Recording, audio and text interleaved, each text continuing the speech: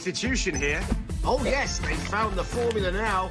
It's a numbers game plus Santander, a perfect partnership on BT Sport.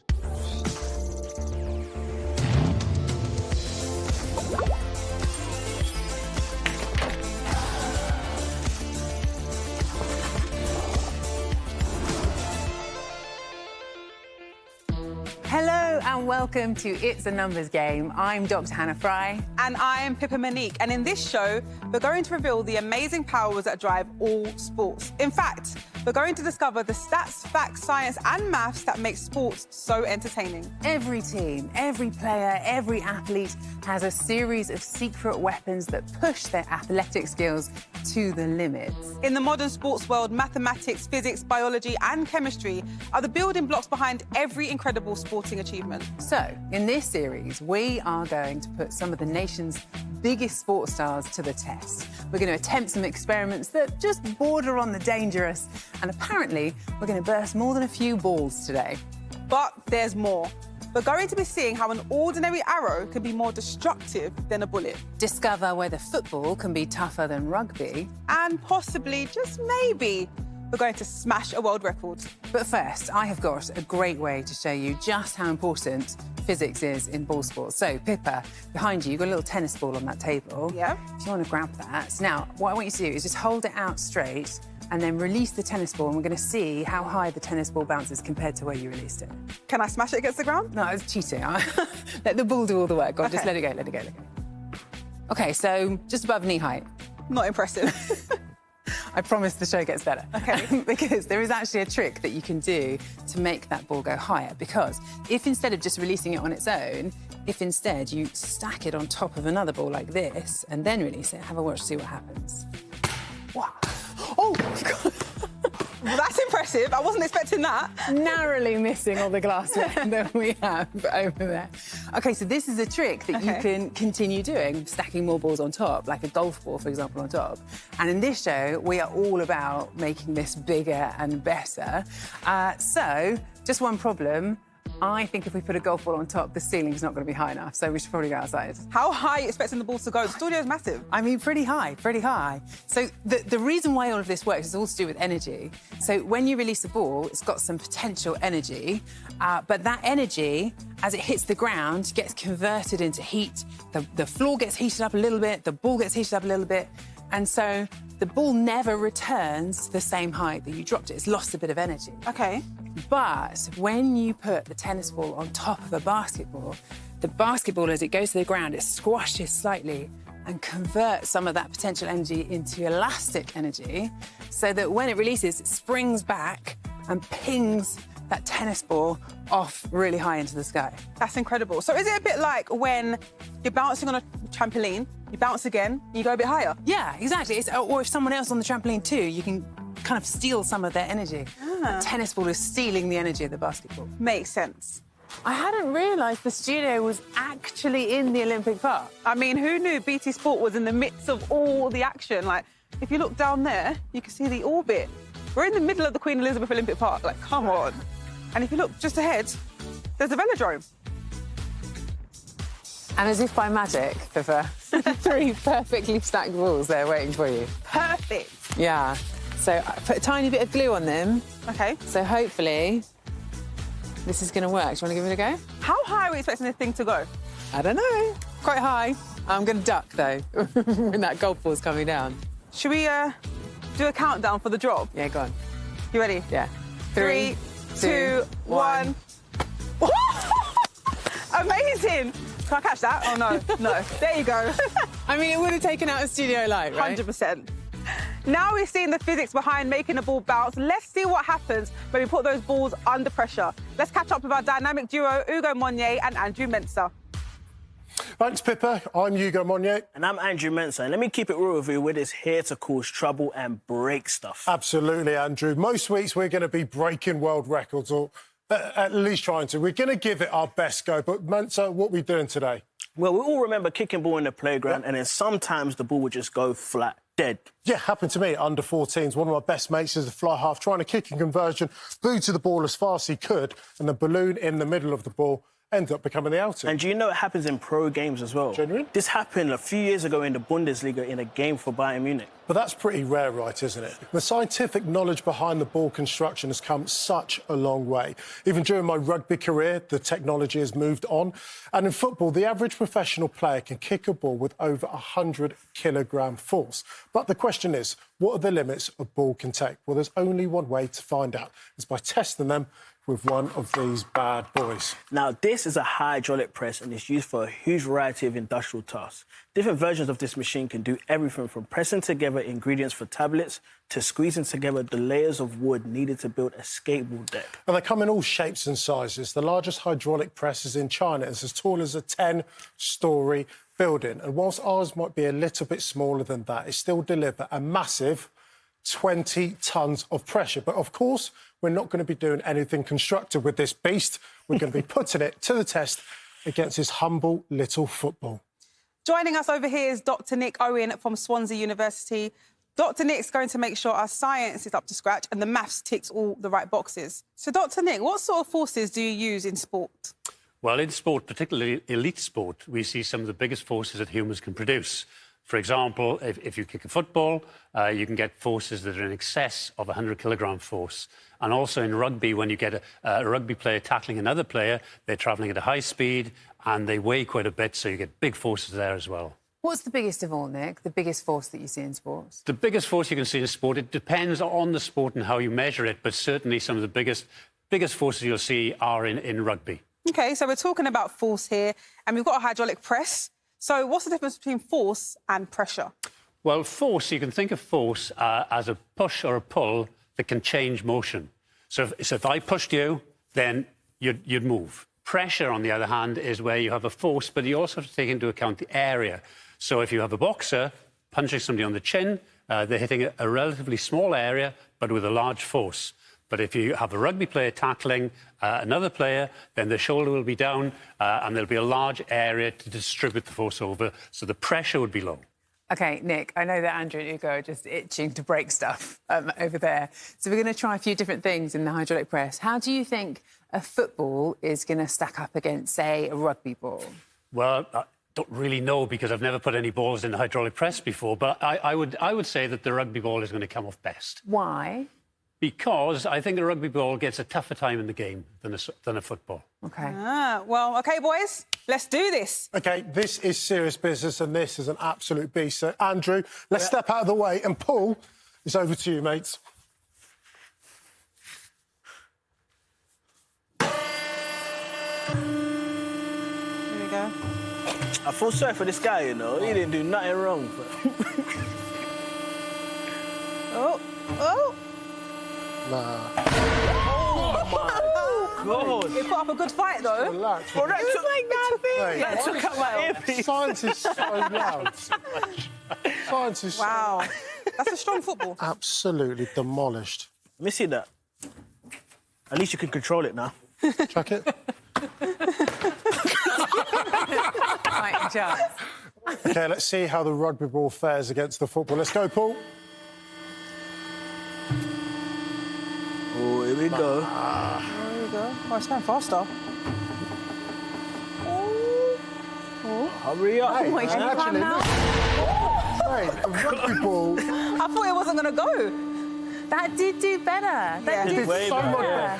I'm Hey, Dr. sorry, Nick, you're a for genius. me... You're actually OK, a there's genius. one debate I think is just solved. Like, rugby's so much harder than football. Done. There we go, Paul. So I think we've settled that debate. Rugby ball's far tougher, far harder than the football. You now have a billiard ball. Good luck. Take it away, Paul. Let's go. Now, this is going to be interesting. Mate, this one is going to... That's pathetic. Well, that's the fastest one. What a waste of time. It was like a ball. What a waste of time. Yeah, that was like watching Cats, the Forget movie. that. It was dead. Well, the billiard ball was slightly underwhelming, so it's time to bring out the big guns. Well, I'll raise you Mensah's biceps, and I take you a bowling ball. This should be the most challenging bit of equipment in the hydraulic press. So, Paul, take it away for us now. See this, man?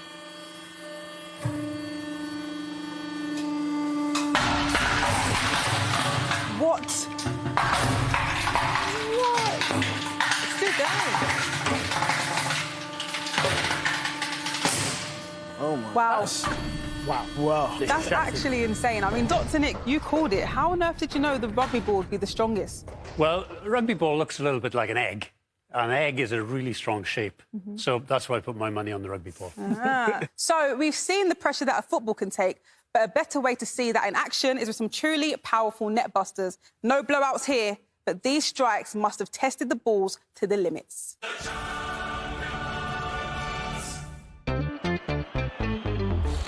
There's no official record for the fastest shot in Champions League history. However, with a little bit of research and some help from our friends at Opta, we've collated our favourites. It's a numbers game, unofficial Champions League's most powerful goals. Our first favourite on the list might come as a little bit of a surprise. Not just any defender, though. Dutch legend Ronald Kuhlman. The current Barca boss had a fantastic goal-scoring record as a defender, putting away a jaw-dropping 194 goals over the course of his career. This fantastic free kick was scored in the 1992 Champions League final.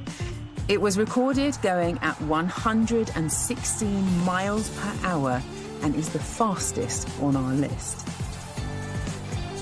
Here we have Cristiano Ronaldo. You may have heard of him.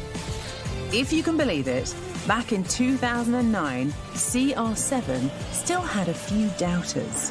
Well, this sure silenced them. The ball travels at an incredible 64 miles per hour, struck just under 40 yards, and still manages to hit the side netting. What a goal from Ronaldo. And last but by no means least, we have Zlatan Ibrahimovic for PSG in 2013. Ibrahimovic, the ever-modest Swede, hits an audacious atom bomb of a strike to complete the first half hat-trick. Absolutely stunning! He racks up a massive 98.7 miles per hour with this screamer.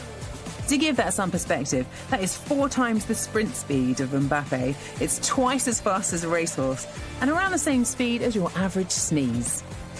And so there you have it. It's a numbers game, unofficial, Champions League's most powerful goals.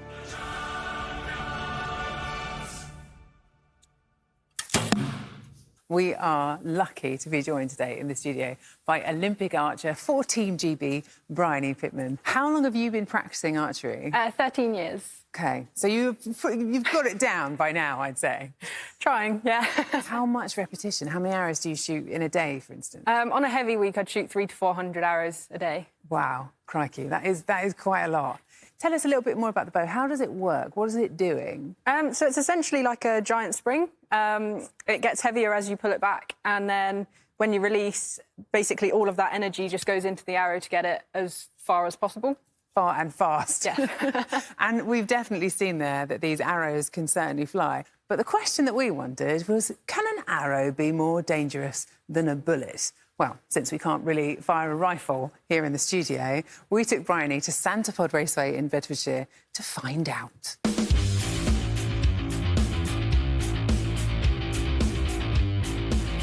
I'm here today with John. John, what is it that you do? Yeah, I'm a TV armourer. And what have you got here today? Got a competition .22 rifle. OK, what type of competitions are they used in? It's a similar sort of rifle that will be used in the Summer Olympics. So you know exactly why we're here. We've set up some bulletproof glass down there. You've got your competition rifle. Reckon you can hit that? Not a problem. Perfect. Well, you set up and I'll take a safe distance in the back. OK.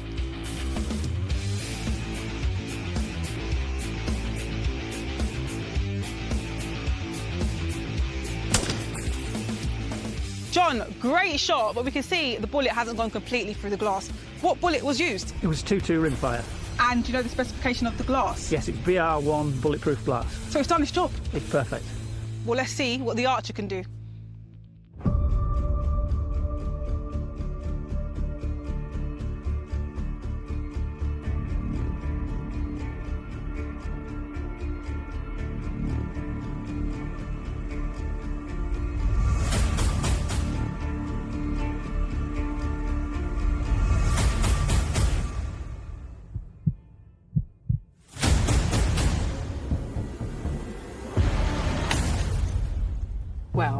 unfortunately, it broke your arrow and splintered it off. Oh, actually, that's quite sharp.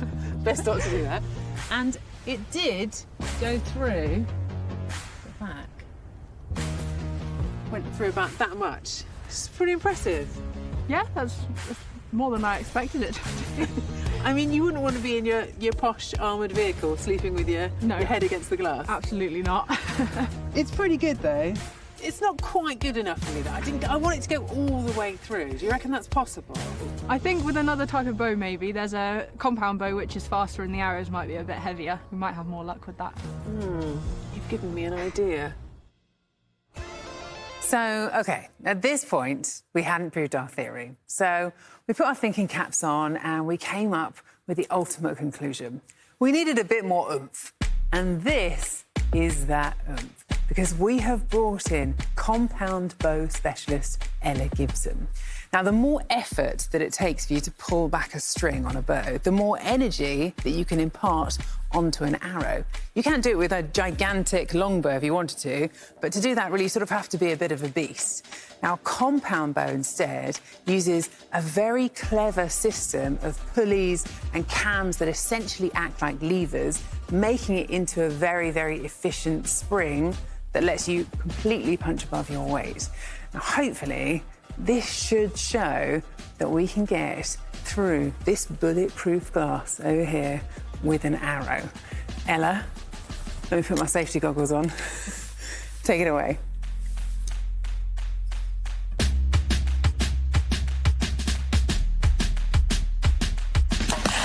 Oh. OK, the glass has definitely taken quite a lot of damage there, Ella. The manufacturer has certified this glass to be able to stop 3 bullets. So I want to see how many arrows it takes to get through it.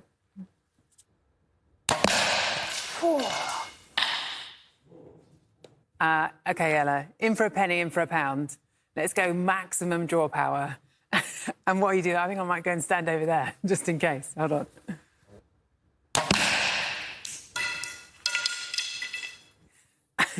So it turns out bulletproof glass works, huh?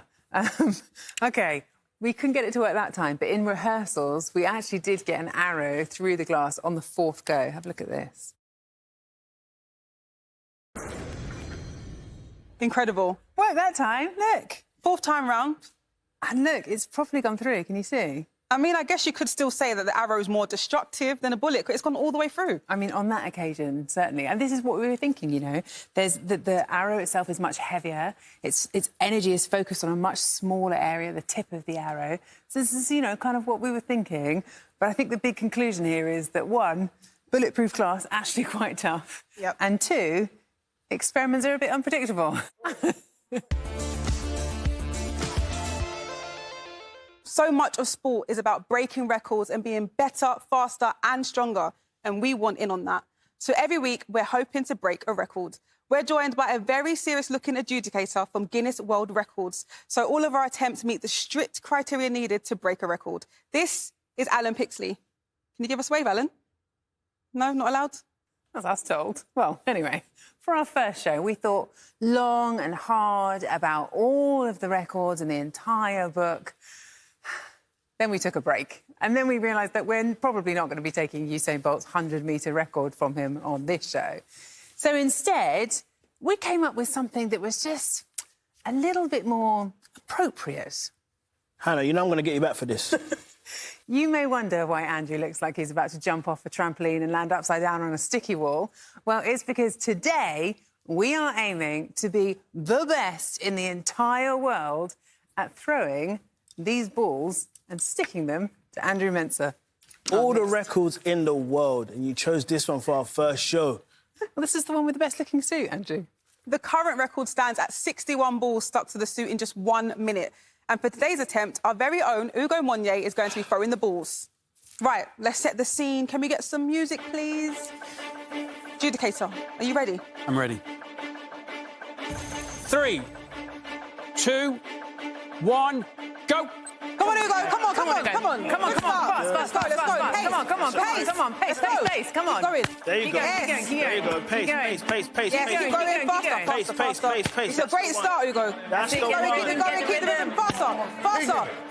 Keep going. Look at that beauty spot here. On the target. Keep going. Faster. Come on, Ugo. Come on. There you go. There you go. Keep There you go. going. There you go. A lot of space to cover. Keep going. Faster. Keep going. Come on, Ugo. Come on, Ugo. Pace. Come on, Ugo. Keep going. Good. Oh, no. Come on. Go. You got this. Faster. Come on. You got this, 20 Ugo. seconds. Come on, yes. Come on. Keep going. Faster. Finish off strong. Let's go. Faster. 10 seconds. Pace. Come on, Ugo. Come on. You got a few seconds. Let's go. Keep going. Faster. Don't move, please. 20, 21. Hannah, are you pleased with my counting? You know what? I'm extremely impressed so far. We haven't missed a single one. Alan, talk to me. Mate, you must be close. The record to beat was 61, and you achieved 60. Oh my God! This is unbelievable. Oh, my. I'd get another go. So close. 3, 2, 1, go! Let's go. Great start. Keep going, Ugo. Make sure you keep up the pace. Yes, Ugo. Love it. Pace, keep up the pace. Yes, Ugo. Keep going. Don't drop the speed. Keep pace. Keep going. Find room. Yes. Space on the arms. Come on, Ugo. You got this. Give us pace. Come on. Do it all. Don't drop. Keep it going. Come on, Ugo. You've got this in the bag. Come on. Keep going. Don't drop the pace. Come on. Let's go. Turn slowly. Keep going. Keep going. Hit the arms. Get the arms. Keep it up. You're halfway through. Keep going. Fill it up. Come on. Let's go. Pace. Come on. 20 seconds. Keep going. Strong. Faster. Precision. 10 seconds. Come on. Keep going.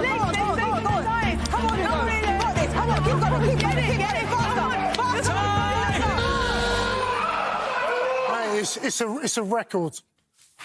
Has to be a record. That ball's dropping. I mean, that bucket's never been more Just need a full. minute, please. This Alan guy is so serious, you know.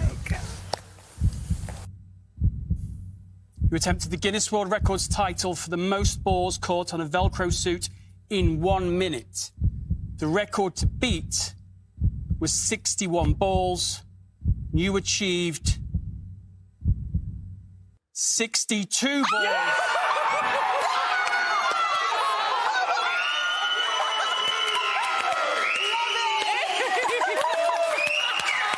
That is incredible. World record. That is amazing, Ugo. I'm not going to lie, I can't even get up right now. Yes!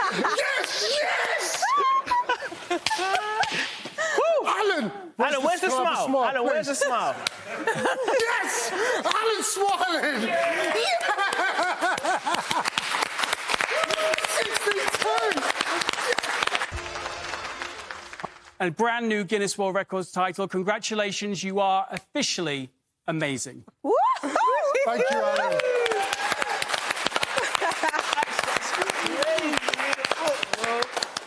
It has been an incredible show. Today we've learnt loads. We saw energy transferred with the ball stack, how pressure could destroy sports equipment, and even the velocity and mass of an arrow couldn't quite break bulletproof glass. Well, it could, just not when we wanted it to. But I guess that you could say overall that this entire episode has been about power and energy. I mean, you kind of have to ignore Andrew dressed in his sticky suit, but yeah. You do, it's true. You will find plenty of clips from the show on BT Sport, but make sure that you join us next time where we're going to be discovering more of the amazing science behind sport.